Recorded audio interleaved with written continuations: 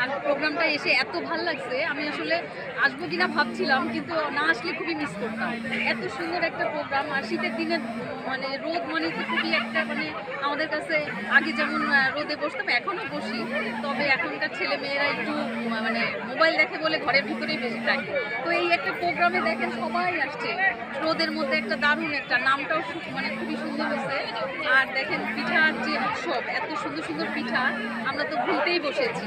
তো সেখানে ইয়াং জেনারেশনের জন্য এটা একটা দারুণ একটা মানে মজার একটা ব্যাপার হচ্ছে যে তারা বিভিন্ন পিঠা সম্বন্ধে জানছে, আর বাসায় বানালেও খেতে চায় না।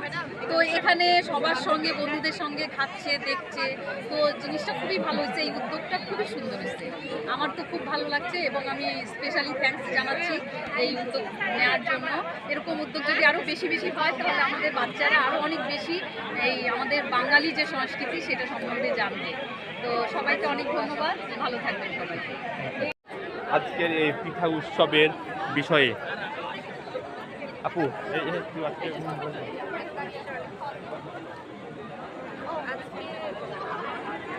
মানে সবাই আমন্ত্রিত, আর আমাদের এই ডিপার্টমেন্ট থেকে করা হয়েছে,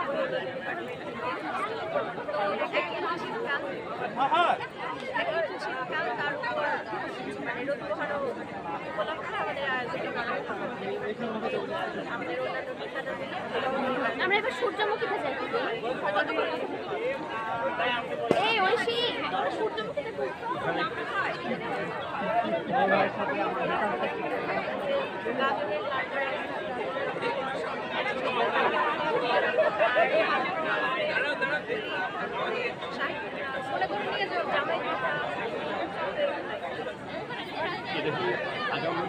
চলবে।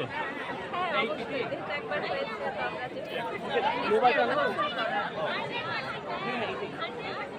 আপনি এটা হচ্ছে সবসময়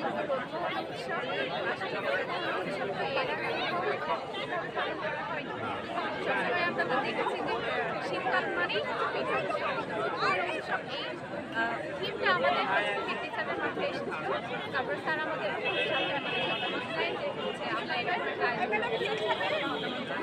সেখানে আমরা সবাই চাইলে এরকম কিছু একটা আয়োজন করতে পারি। সবাই ক্লাসে আমাদের জুলজি ডিপার্টমেন্টের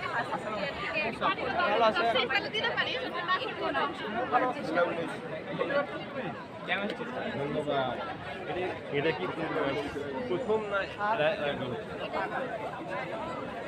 মানে অন্যান্য সময় নর্মালি পিঠা উৎসব হয়, আর এটা আমাদের পিঠার নাম হচ্ছে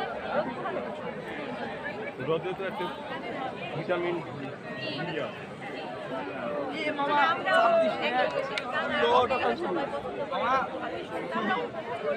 একবার রুম থেকে বাড়া খাচ্ছি। আচ্ছা আপু আপনাদের একবার রুম থেকে বাড়াই নিতে যায় দেখি আন্টি বাবা খাও খাইলাম। তারপরে না টাকা